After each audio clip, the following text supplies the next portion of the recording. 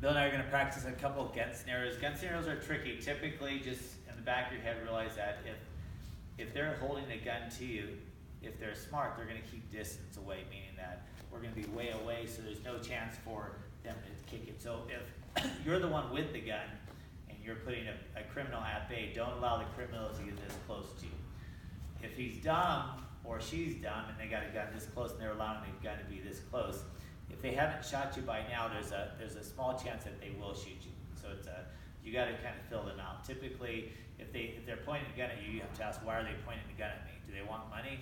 I just give them the wallet. It's not worth me risking it, because even though there's a bunch of disarms that I know, there's still that possibility that one bullet can go in the wrong spot. If you have to do something, make sure you commit to it and you finish it off, and you're going to have to do a multiple scenarios. If one technique doesn't work, you do the other piece of the puzzle that's going to work. You just want to make, scenario number one is you want to make sure that bullet doesn't point to your face. So if he's pointed into my face, I want to be like, as I'm talking along, like, hey, I'll do what you want. Here's my money, here's my wallet. If they don't want that, if that's not going to satisfy them, if they're just trying to hold you there, you can only hold your hands out for so long. The longer he holds it out, the weaker, the more tired he's going to get, the more relaxed he's going to get. So if he hasn't shot me by now, he's probably not going to shoot me as long as I'm complying, and I'm going to act like I'm not going to, like I'm worried about it. I'm not going to act all tough guy and try to disarm him from there. A lot of the scenarios you'll see with the self-defense classes where they basically move to the side, so if the bullet does shoot, it's away from me. And then they'll take the hand and they'll either go over the top or under the top, and they'll point it away toward the person, and then they'll lose the grip from there, and then they may go down. Or if I have my hands here, I may go up. If I'm putting pressure on that barreling, you can pull it out of battery, because it still has to pull back unless it's a revolver, and then you don't have to worry about this part of it.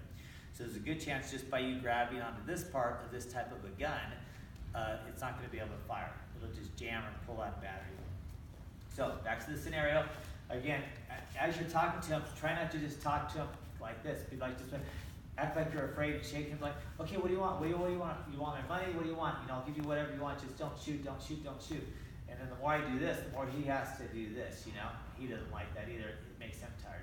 But again, I just zone out to the side, so I'm away from the bullet. If I zone out here, that may be your only option if there's a wall here, but then you got to worry about his punches in this case, and it's easy for him to turn his wrist this way too. So ideally, I might push it with both hands in this scenario. So in this scenario, I might just grab it this way or grab it this way, and then I shove my shoulders in, and then you do the famous crank to get it out. I'm just worried about breaking the elbow on the shoulders. A lot of times I'll let go. If I can pull it out, that's great. If I get my fingers jammed in here, then bang, bang, bang, I'm just going to shoot. If I'm worried that he may be able to overpower me and pull the gun out. Plus, if I continue to shoot his gun, as long as it's a relatively safe direction, it's more than likely to call the cops over or people to do something about it if they hear more than one bullet shot. So, scenario one was I move out of the way, I turn it toward him, and then I jam it down, or jam it up, pull it apart. If you can shoot him, if that's an option for life-threatening situations, that may be the option. The option two is if he holds it out, I move to the outside, I grab it here, I X-block it, do what you need to do, I parry it out of the way. Whatever you need to do, I might start this way and then go this way, but I want to jam it here and go here. You don't want it on this side because he's going to choke you, he's going to punch you, he's going to do something else. In the early phase, if he's going for the gun, this is a good chance to do it here early. The hand that's close to the same side, basically for mirror imaging, and this hand's here, I can shove this hand here, and then I can face the same direction as him, do the C-lock.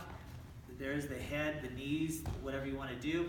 Then you take the other hand and rip it out. Right now, it's really hard for him to aim and fire me from here, so you got a second to grab it away. If you gooseneck him, that's a good way. If he has a gun, he's not going to be able to hold it very well if you're goosenecking him. We'll take that out of the scenario. If I've done this with him, you can also continue turning, and then there's their C-lock. And then if he has the gun, you may be able to get it here, you may be able to get it here, whatever you want to do. There's a lot of moving parts here. So you practice all of them and see what's going to work. The other hand does it. So like I said, there's a million different ways of disarming if that's a possibility. First option, give them what they want. Second, and while you're doing that, just act all nervous and try to always move away from it and try to distract them. Try to kind of gaze off to the side so they're like, what are they looking at? Oh, I just thought I saw something. And then just keep moving here. Give them what they want. If you need to move, you can move to this side. You can crank it here, you can put your hand here. I don't care what happens, but you're trying to rip it out. If he leaves his finger in here and there's a piece of metal here, this is going to also cause a problem with his fingers. If I go the other way, then I can also grab it with my hand here and control it too. And the more I can turn it here, the more it goes against his finger, and it's a good chance it's going to break his finger. So that's if I get to the back side. If I get it high enough, I go over there. So outside, same hand. I can grab it here, I can grab it here, crank it. It's almost like a gooseneck. If I need to shoot it, I can shoot him. If I need to shoot it here, I can shoot it here. If I need to move away, I can move away. There's no absolutes. There's not, what would you do in this situation? Because it's all situational based. You might do something completely different from what I'm teaching you. But that's one option. I'm just showing you different options. If you're able to parry it out of the way, or X block it to some sort, or get one hand under, one hand over, then this is a good option to crank it out of the way. If I don't get it over my shoulders, I can also grab it here. And again, it depends on how strong they are. Are they punching me? Are they kicking me? Do I have the options of doing stuff? Can I control it here and throw a few elbows in the face?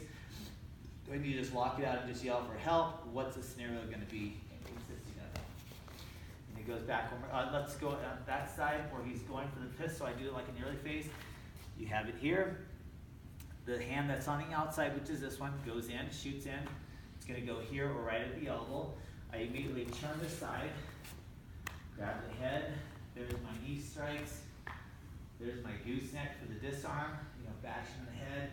Do what you need to do. If I continue this motion here, you'll notice that he flips. So even if he has the gun, it's easier for me to do some type of disarm from here, from here. Hopefully you have a knife, then you pull your knife out and you have that as an option, or you have a stick.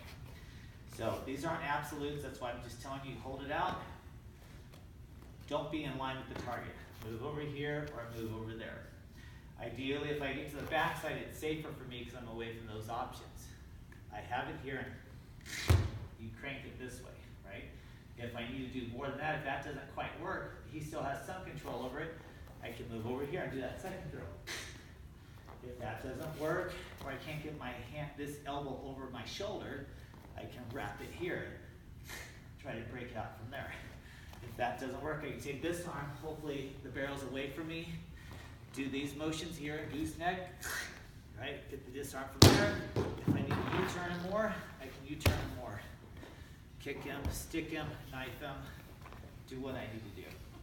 So it's just to give you some ideas to get out of the line of attack. If the pistol is there, be somewhere else. Try to get their hand to gooseneck in this type of manner where it's pointed toward them, and utilize your shoulders if you need to or if you can, or utilize the fact that I'm controlling it under my armpit, or if I can sneak it behind him to turn him. But you have those knee options, hopefully that can knock him out as well. So play with those and work on those.